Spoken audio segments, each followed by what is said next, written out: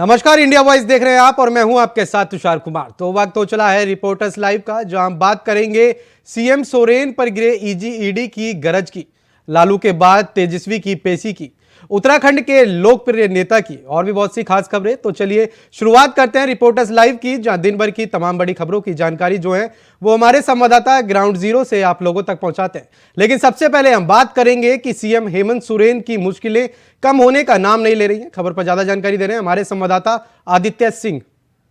29 जनवरी से लापता झारखंड के सीएम हेमंत सोरेन आखिरकार आज मिल ही गए। आपको बता दें कि 27 जनवरी को झारखंड के सीएम हेमंत सोरेन रांची गए थे और उसके बाद से वो लापता हो गए, क्योंकि 29 जनवरी को ईडी उनके आवास पर पहुंचती है और वहां पर सीएम उन्हें नहीं मिलते हैं। पूछताछ के लिए ईडी पहुंची थी, लेकिन ईडी लौटती है तो 36 लाख रुपए कैश के साथ लौटती है। साथ ही आपको बताएं कि सीएम आज जब रांची पहुंचे तो उन्होंने जेएमएम आरजेडी व कांग्रेस के विधायकों के साथ एक बैठक की। इस बैठक में सीएम की पत्नी कल्पना सोरेन भी मौजूद थी। और इधर इस बैठक के बाद जेएमएम के केंद्रीय महासचिव सुप्रियो भट्टाचार्य ने प्रेस कॉन्फ्रेंस की और प्रेस कॉन्फ्रेंस में कहा कि सीएम के साथ क्रिमिनल जैसा व्यवहार किया जा रहा है। आखिरकार सीएम की गैर मौजूदगी में उनके घर की तलाशी लेने का अधिकार किसने ईडी को दिया था।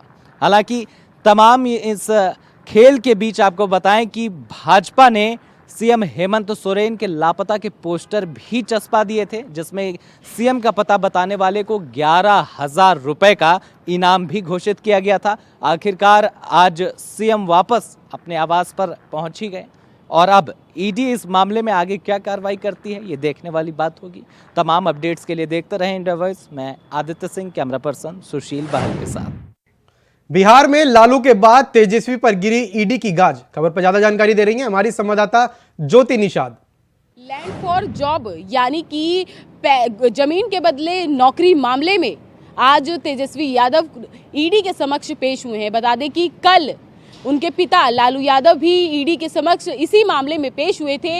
आपको बता दें कि आरोप ये है कि जब 2004 से 2009 के बीच लालू यादव रेलवे मंत्री थे, तब ये आरोप लगाया गया था कि ग्रुप डी की जो नौकरियां निकली थी, जिन लोगों को ये नौकरियां मिली थी, उन्होंने अपनी जमीन लालू यादव के परिवार के सदस्यों के नाम कर दी थी, जिसके बाद से राबड़ी देवी, लालू यादव और तेजस्वी यादव समेत 17 से 19 लोगों पर एफआईआर दर्ज की गई है और जिसमें फिलहाल लालू यादव और तेजस्वी यादव को ईडी का समन जा चुका है, जिसके समक्ष ये लोग पेश भी हुए हैं। और अब देखना ये होगा कि राबड़ी देवी पर भी ईडी का समन पहुंचता है और बाकी जो 17 लोग हैं उन पर भी ईडी अपना सिकंजा फंसाती है या नहीं। कैमरा पर्सन सौरभ के साथ मैं Jyoti Nishad, India voice news. Uttarakhand के सीएम धामी जनता के हीरो बनते जा रहे हैं। खबर पर ज्यादा जानकारी दे रहे हैं हमारे संवाददाता अभय कैंतुरा। उत्तराखंड में लोकसभा चुनाव के लिए सियासत काफी गर्म हो चुकी है। बीजेपी जहां अपने संगठनों को और मजबूत करने में जुटी हुई है, वहीं कांग्रेस की तरफ से भी बड़े नेताओं की रैली देहरादून में कराई जा रही है। उत्तराखंड में पार्टी के कार्यकर्ताओं को उत्साहित और जोशीले रहने के लिए कहा जा रहा है, ताकि चुनाव से पहले संगठन और मजबूत हो सके। लेकिन जिस प्रकार से जनसभाओं के माध्यम से इस समय जनता मुख्यमंत्री पुष्कर सिंह धामी के साथ जुड़ रही है, उनका हर कार्यक्रम जिस प्रकार से सुपरहिट यहाँ पर हो रहा है, ऐसे में समझा जा सकता है कि मुख्यमंत्री पुष्कर सिंह धामी एक बार फिर चुनाव से पहले जनता के सबसे बड़े हीरो बनकर उभरेंगे और चुनाव में भाजपा की नैया पार लगाते हुए भी नजर आएंगे। ये कहा जा सकता है कि लोकसभा चुनाव के लिए विपक्ष भले ही कमर कस चुकी हो, लेकिन मुख्यमंत्री पुष्कर सिंह धामी जिस प्रकार से यहाँ पर जनता के बीच लोकप्रिय हो रहे हैं, ऐसे में समझा जा सकता है कि चुनाव में मुख्यमंत्री पुष्कर सिंह धामी गेम चेंजर साबित होंगे और बीजेपी के लिए बड़ी जीत यहाँ पर आती हुई नजर आएगी। कैमरामैन नथुना साथ अभय कैंतुरा, इंडिया वॉइस, देहरादून। लखनऊ में सपा कार्यालय के सामने लगे विवादित होर्डिंग। किसने लगवाए होर्डिंग और किसके खिलाफ लगवाए होर्डिंग, बता रहे हैं हमारे संवाददाता कृष्ण मोहन मिश्रा। 2024 का लोकसभा चुनाव बेहद करीब है। ऐसे में सभी राजनीतिक दल अपनी पूरी तैयारियों में जोर शोर से लग गए हैं। जहां भारतीय जनता पार्टी संगठन स्तर पर, बूथ स्तर पर काम कर रही है, तो वहीं पर समाजवादी पार्टी पीडीए की रणनीति के साथ 2024 के लोकसभा चुनाव में जनता के बीच जा रही है। आपको बता दें कि समाजवादी पार्टी के युवा सभा के जो प्रदेश सचिव हैं आशुतोष सिंह, जिन्होंने कल एक विवादित पोस्टर जारी किया था, जिन्होंने साफ तौर पर उस पोस्टर में लिखा था कि जो नीतीश कुमार हैं और जो भारतीय सोहेलदेव समाज पार्टी के जो राष्ट्रीय अध्यक्ष हैं ओम प्रकाश राजभर, ये दोनों दल बदलू हैं, पलटू राम हैं, पलटू राम कहकर जो है आशुतोष सिंह ने उनको संबोधित किया था। तो वहीं पर समाजवादी पार्टी ने उस पोस्टर को हटवाने का काम किया है, साथ ही साथ आशुतोष सिंह को अपनी पार्टी से निष्कासित करने का भी काम किया है। अब देखने वाली बात यह होगी कि समाजवादी पार्टी की तरफ से और ऐसे कितने लोग हैं जो इन तरीके की बयानबाजी, जो इन तरीके का पोस्टर जारी करने का काम करते हैं, उन पर कार्रवाई कब होगी। फिलहाल समाजवादी पार्टी ने आशुतोष सिंह को निष्कासित कर दिया है। लखनऊ से रमाशंकर यादव के साथ मैं Krishna Mohan Mishra, India voice TV, Lucknow. PFI के 15 सदस्यों को मौत की सजा सुनाई गई। किस केस को लेकर मिली है सजा, बता रहे हैं हमारे संवाददाता शिवम दुबे।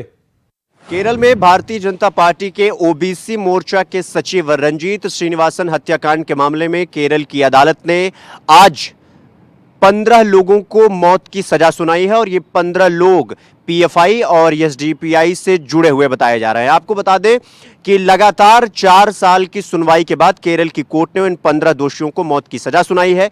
आपको ये भी बता दें कि केरल की कोर्ट ने ये फैसला सुनाते हुए ये कहा कि जब ये घटना घटी 8 लोग सीधे सीधे इस मामले में सम्मिलित हैं और जो बाकी के लोग जो शेष बचे हुए हैं 15 में से 7 जो बचे हुए हैं वो प्रत्यक्ष नहीं बट परोक्ष रूप से इस घटना में सम्मिलित थे। इसका मतलब है कि उनका भी हाथ था, इसलिए उन्हें भी मौत की सजा सुनाई गई है। आपको बता दें कि यह घटना तब हुई जब एसडीपीआई और पीएफआई के से जुड़े हुए ये लोग उनके घर पर जाते हैं, रंजीत श्रीनिवासन के घर पे, और उनकी पत्नी उनके माता जी के सामने उन्हें मौत के घाट उतार देते हैं और फिर ये मामला तूल पकड़ता है और इसके बाद बीजेपी इसको बढ़ चढ़ के उठाती है। और उसके बाद आज जब फैसला आया तो बीजेपी का ये कहना था कि हमारे नेता या कार्यकर्ता को जिस तरीके से मारा गया उस पर केरल की कोर्ट ने ये जो फैसला सुनाया है ये संतोषजनक है और हमने कहा भी था कि हमारे नेता के साथ हम खड़े रहेंगे और उसको पूर्णतया न्याय दिलाएंगे। हालांकि अब कोर्ट ने फैसला सुना दिया है और उन 15 दोषियों को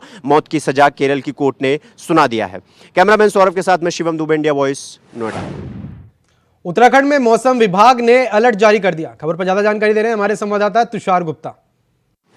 मौसम विभाग ने एक बार फिर मौसम को लेकर पूरा अनुमान किया है और 31 जनवरी और 1 फरवरी को पूरे प्रदेश भर में बरसात की जो चेतावनी है वो दी गई है और इससे कहीं ना कहीं जो किसान है और आम जनमानस है उन्हें राहत मिल सकती है, क्योंकि 2 महीने से फिलहाल जो बारिश है और बर्फबारी है वो देखने को नहीं मिली है। बिल्कुल माइनस की अगर स्थिति है तो वो पहाड़ी इलाकों में देखने को मिली है, लेकिन जो बर्फबारी है वो और बरसात देखने से जो निचले इलाके हैं, मैदानी इलाके हैं, उसमें जो कोहरा छाया है और साथ साथ जो सूखी ठंड से जो लोग पीड़ित थे उन्हें कहीं ना कहीं जो राहत है वो इससे मिलेगी, क्योंकि मैदानी क्षेत्र का जो तापमान था वो कम था पहाड़ी क्षेत्रों से। ऐसे में जो विज्ञान के जो लोग हैं उन्होंने ये मान भी रहे थे कि जो ग्लेशियर हैं वो अत्यधिक इसमें पिघल रहे हैं, लेकिन जिस तरह से 31 और 1 तारीख का जो अलर्ट जारी किया गया है उसके बाद ये संभावना लगाई जा रही है कि मौसम फिर पलटेगा और इसके बाद जो बरसात है वो देखने को मिलेगी।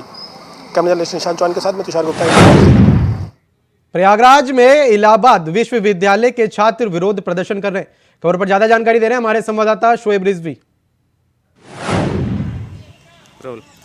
इलाहाबाद विश्वविद्यालय के छात्र द्वारा असिस्टेंट प्रोफेसर पर लगाए गए गंभीर आरोप के मामले में तूल पकड़ना शुरू कर दिया। छात्रों ने एक बड़ा आंदोलन और प्रदर्शन शुरू कर दिया, जिससे कहीं ना कहीं तनाव की स्थिति बन गई। लेकिन अब इलाहाबाद विश्वविद्यालय प्रशासन ने उस असिस्टेंट प्रोफेसर के खिलाफ एक तरह से कार्रवाई की और जो उनको दायित्व दिए गए थे, जिन चार्ज को दिया गया था उसे वापस ले लिया गया है। जिस तरह से कह सकते हैं कि जो छात्रों का आक्रोश था उसको कम करने की कोशिश की गई। दरअसल ये पूरा मामला बताया जा रहा है कि एक असिस्टेंट प्रोफेसर ने एक छात्र को बुलाया था और उसके बाद उस छात्र का आरोप है कि उसके साथ दुर्व्यवहार किया गया, उसको मारा पीटा गया, जिससे वो काफ़ी व्यथित हुआ, नाराज़ हुआ। और इसके बाद जब छात्रों को पता चली तो बड़ी संख्या में छात्र इकट्ठा हो गए और उन्होंने प्रदर्शन शुरू कर दिया।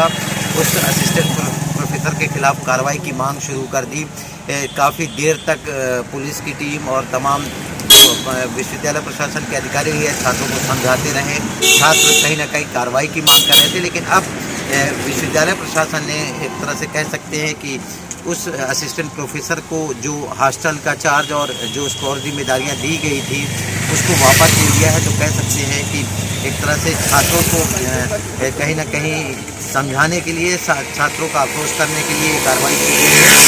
अब देखना होगा कि छात्र इस निर्णय के बाद आगे क्या रणनीति बनाते हैं। लखनऊ में एलडीए ने की जबरदस्त कार्रवाई, क्या है पूरा मामला बता रहे हैं हमारे संवाददाता मोहम्मद आसिफ। राजधानी लखनऊ में एलडीए की बड़ी कार्रवाई देखने को मिली है। एलडीए ने बिना नक्शा पास कराए 42 रो हाउस पर बुलडोजर चला दिया। हालांकि इस मामले में एलडीए ने सीलिंग के बाद एफआईआर भी दर्ज कराई थी। आपको बता दें कि पूरा मामला बीकेटी क्षेत्र के अस्सी रोड का है, जहां पर पिछले दिनों एलडीए ने छापेमारी कर पाया था कि यहां पर अवैध रूप से बिना नक्शा पास कराए रो हाउस बन रहे हैं। इस कार्रवाई के बाद भी बिल्डर लगातार रो हाउस के निर्माण में जुटे हुए थे, जिसको लेकर एलडीए की टीम ने पहले संदीप सिंह, अर्जुन सिंह व अन्य के खिलाफ एफआईआर दर्ज कराई, फिर 42 रो हाउस को ध्वस्त कर दिया। इस ध्वस्तीकरण की कार्रवाई से नामी गिरामी बिल्डरों में भी हड़कंप मचा हुआ है। बता दें कि एलडीए की तरफ से 2 बार सीलिंग की भी कार्रवाई की गई थी। बावजूद इसके इन अवैध रूप से बिल्डरों का निर्माण कार्य और मनोबल बढ़ा हुआ था। ऐसे में इस ध्वस्तीकरण कार्रवाई से नामी गिरामी बिल्डरों को सबक जरूर मिल गया। अब देखने वाली बात यह होगी कि अन्य क्षेत्रों में जिस तरह से जो कार्रवाई हुई है एलडीए की, इसका क्या असर पड़ता है। इंडिया वॉइस के लिए आसिफ बेग, लखनऊ।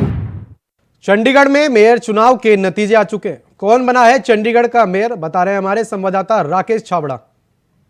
के चुनाव को लेकर जो सस्पेंस बना हुआ था, आज वो सस्पेंस खत्म हुआ है।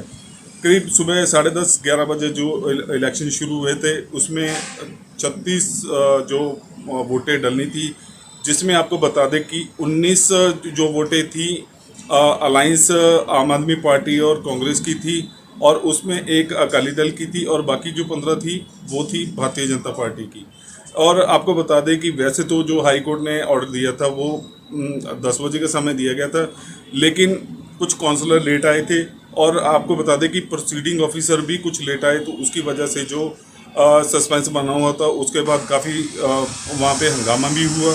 और आपको बता दें उसके बाद उनको डेमो भी दिया गया काउंसलर्स को, प्रोसीडिंग ऑफिसर की तरफ से बताया गया कि कैसे उसको प्रोसीड करना है, क्या करना है, कैसे करना है। तो उसके बाद जो बॉक्स को खोल के काउंसलर के सामने काउंटर पे जो है प्रोसीडिंग ऑफिसर ने काउंटिंग करी, और उसके बाद जो पर्ची के ऊपर उन्होंने पेन से कुछ लिखना चाहा और लिखा भी, और उसके बाद उन्होंने जो है अनाउंस कर दिया भारतीय जनता पार्टी के जो मनोज हैं उनको मेयर घोषित कर दिया।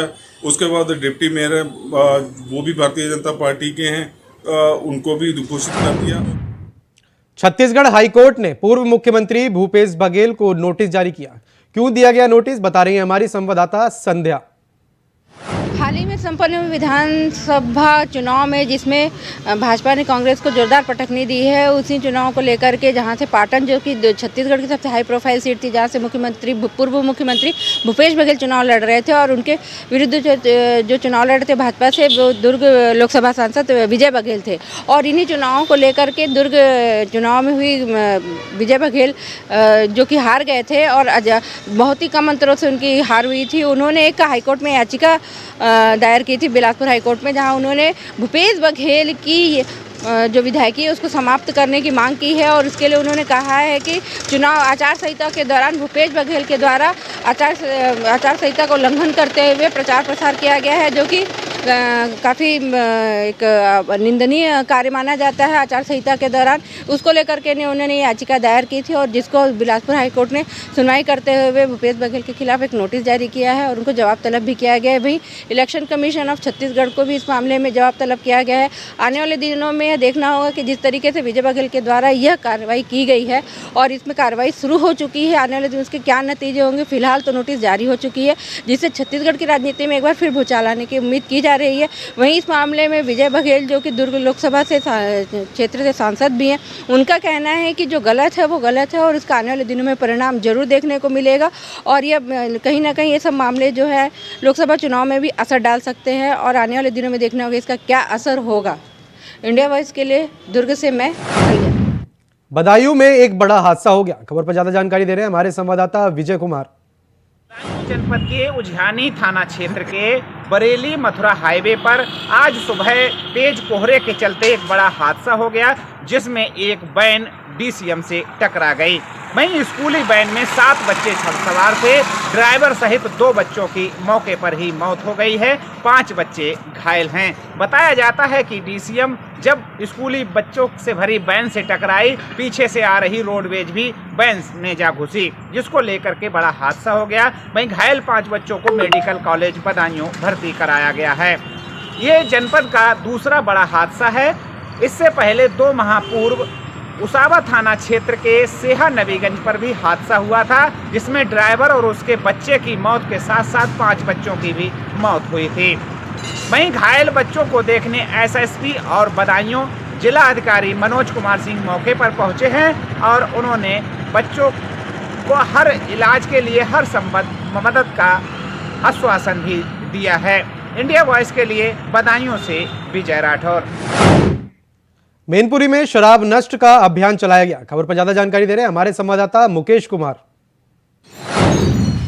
मैनपुरी सदर कोतवाली पुलिस ने कच्ची शराब का नष्टीकरण कराया है। कच्ची शराब की नष्टीकरण की आदेश पूर्व न्यायालय के आदेश पर शराब को 21 लीटर जो कच्ची शराब थी उसको नष्ट कराया गया है। सीओ सिटी संतोष कुमार सिंह और एसडीएम अभिषेक कुमार सिंह के निर्देशानुसार ही सदर कोतवाली में इस कार्रवाई को अंजाम दिया गया है। अंजाम देने के साथ साथ कोतवाली प्रभारी जो फतेह बहादुर सिंह भदौरिया हैं और चौकी इंचार्ज हैं, सभी को वहां बुलाया गया। भारी पुलिस फोर्स की मौजूदगी में 2000 से ऊपर की जो कच्ची शराब का जो नष्टीकरण कराया गया उस पर कोर्ट के आदेश पर कराया गया। लगातार हर थाने पर कच्ची शराब का नष्टीकरण कराए जाने की कार्रवाई पुलिस द्वारा की जा रही है। मैनपुरी एसपी विनोद कुमार सिंह और जिलाधिकारी अविनाश कृष्ण सिंह दोनों की ओर से संयुक्त रूप से कच्ची शराब नष्टीकरण अभियान को चलाया जा रहा है, जिसके चलते ही आज सदर कोतवाली में इस कार्रवाई को अंजाम दिया गया। तो वहीं इस कार्रवाई से कच्ची शराब जो कारोबार कर रहे हैं उनमें भय देखा गया है और पुलिस हर तरफ संभव प्रयास करती हुई नजर आ रही है। मैनपुरी से इंडिया वॉइस कुमार। गाजियाबाद में संदिग्ध परिस्थिति में मिला पति पत्नी का शव। खबर पर ज्यादा जानकारी दे रहे हैं हमारे संवाददाता प्रवीण कुमार। आज गाजियाबाद की मधुबन बापूधाम थाना क्षेत्र के कमला नेहरू नगर के पास नशा मुक्ति केंद्र के निकट सड़क किनारे एक महिला और पुरुष का लाश मिलने से हड़कंप मच गया। जी हाँ, आपको बता दें, जब वहां से लोग गुजर रहे थे तो लोगों ने देखा कि सड़क किनारे एक महिला और पुरुष का गोली लगा हुआ सब पड़ा हुआ, जिसके बाद लोगों ने पुलिस को सूचना दी। मौके पे पहुंची पुलिस ने सबको कब्जे में लेकर पोस्टमार्टम के लिए भेज दिया। इस पूरे घटनाक्रम में पुलिस का कहना यह है, जो महिला और पुरुष का जो शव मिला है वो आपस में पति पत्नी थे और महीना इकलैब के रहने वाले थे और परिजनों ने बताया कि उनके बीच में आपसी विवाद पति पत्नी में नौकरी को लेकर रहता था। कुछ समय पहले से ही पति की जो नौकरी जा चुकी थी, जिससे वो काफी डिप्रेशन में था। इस बात को लेकर पति एग्रेसिव हो जाते थे और अक्सर अपने परिजनों से कहते थे कि मैं आत्महत्या करूंगा और अपनी पत्नी को भी गोली मारूंगा। जिस बात को लेकर कल पति और पत्नी अपनी गाड़ी से गए और जाकर वो सुबह जब देखा तो उनकी सड़क किनारे गोली लगा हुआ सब मिला। पुलिस का कहना यह है, जब हम मौके पे पहुंचे तो जिनकी पति पत्नी की जो गाड़ी ब्रेजा थी उनके सबसे थोड़ी दूर पे खड़ी थी और उनके पास से एक तमंचा भी बरामद हुआ। पुलिस दोनों एंगल से जांच कर रही है कि हत्या का क्या कारण है, दंपति ने आत्महत्या की है या उनके किसी अन्य व्यक्ति ने हत्या कर दी है, वो तो देखने वाली बात होगी। क्या एंगल खुलकर आता है। गाजियाबाद से प्रवीण कुमार, इंडिया वॉइस। हरदोई से एक वीडियो सोशल मीडिया पर तेजी से वायरल हो रहा है। क्या है वो पूरा वीडियो, बता रहे हैं हमारे संवाददाता आनंद त्रिवेदी। विवाद को लेकर 2 युवतियों ने अपना गुस्सा एक बुजुर्ग महिला पर फोड़ा। आपको बता दें कि कुछ कहा सुनी छोटी मोटी सी बात को लेकर जो रास्ता था उस रास्ते से निकलने को लेकर 2 युवतियों ने एक बुजुर्ग महिला को रोका और उसके साथ गाली गलौज किया और उसके बाद में उसको लाठी और डंडों से युवतियों ने बुजुर्ग महिला को पीटना शुरू किया, जिससे बुजुर्ग महिला के सर पे भी चोट आई है और हाथ पैरों में गंभीर चोटें आई हैं। वहाँ पे लोगों ने देखा, उसे आनन फानन में हरदोई जिला मेडिकल कॉलेज में भर्ती करा दिया गया है। हालांकि यहाँ बुजुर्ग महिला के तहरीर पर पुलिस ने मुकदमा दर्ज कर लिया है। एएसपी नरपेंद्र कुमार ने बताया है कि मामला संज्ञान में आया है और जिन युवतियों ने मारा है उस बुजुर्ग महिला को, उनके खिलाफ मुकदमा दर्ज कर लिया गया। हालांकि उन जो दूसरा पक्ष है युवतियों का, उन्होंने भी कहा है कि हमारा ये जगह है, हमारी जगह से ये रोजाना यहाँ कब्जा करने की बात कह रही हैं। तो कहीं ना कहीं दोनों तरफ से पुलिस कह रही है मुकदमा दर्ज कर रहे हैं, आगे की विधिक कार्रवाई की जा रही है। हरदोई से आनंद त्रिवेदी, इंडिया वाइज। मिर्जापुर में एक पत्रकार पर हुआ जानलेवा हमला। खबर पर ज्यादा जानकारी दे रहे हैं हमारे संवाददाता कमलेश कुमार। मिर्जापुर में कुछ दबंगों की दबंगई ज़्यादा बढ़ गई है। आपको बताते चले कि एक विजुअल जर्नलिस्ट के ऊपर जानलेवा हमला किया गया और उनके भाई के ऊपर जानलेवा हमला किया गया। उनके जो भाई है, उनके सास जो महिला, वृद्ध महिला, उनको भी जानलेवा हमला करने की कोशिश की गई, उनके साथ भी मारपीट की गई। आपको बताते चले कि ये मामला मिर्ज़ापुर के थाना कटरा कोतवाली के अंतर्गत ककरहवा के पास की घटना है। आपको बता दें बीते दिनों में जो घटना हुई है, वहां पर वो मकान जो वीडियो जर्नलिस्ट है वो अपना मकान बनाने पर जो है कि आपको बता दें कि बारजार निकालने को कुछ उपद्रवी आसपास के पड़ोस लोग अचानक से हमला कर देते हैं और उनके मकान बनने से रुकावट करते हैं। हालांकि उन्होंने पूरी तहरीर अपने कटरा कोतवाली के थाने में दे दी है और पुलिस कार्रवाई में जुट गई है। यहाँ पर आपको बता दें कि उन जो मारपीट किए गए वो 15 से 20 लोग हैं। हालांकि 4 लोगों का नाम दर्ज करके और बाकी का अज्ञात में लिखा गया है। जिस तरह से पुलिस को उनकी छानबीन करनी शुरू कर दी है, जब जैसे ही पकड़ती है उन आरोपियों को गिरफ्तार करके जेल भेजने का काम करेगी। आप बता दें कि यहाँ के जो जिनके साथ ये मारपीट हुई है, वीडियो जर्नलिस्ट, उनकी गाड़ी को भी तोड़ दिया गया, उनको लहूलुहान कर दिया गया, उनके भाई को भी लहूलुहान कर दिया गया है। अब ये देखना ये है कि पुलिस उन पर कितनी कार्रवाई करती है, आरोपी को दबिश देकर कितने समय में पकड़ती है और उन पर क्या क्या कार्रवाई दंड लगाती है। हमारे सहयोगी महेंद्र के साथ कमलेश कुमार, इंडिया वाइज, मिर्जापुर।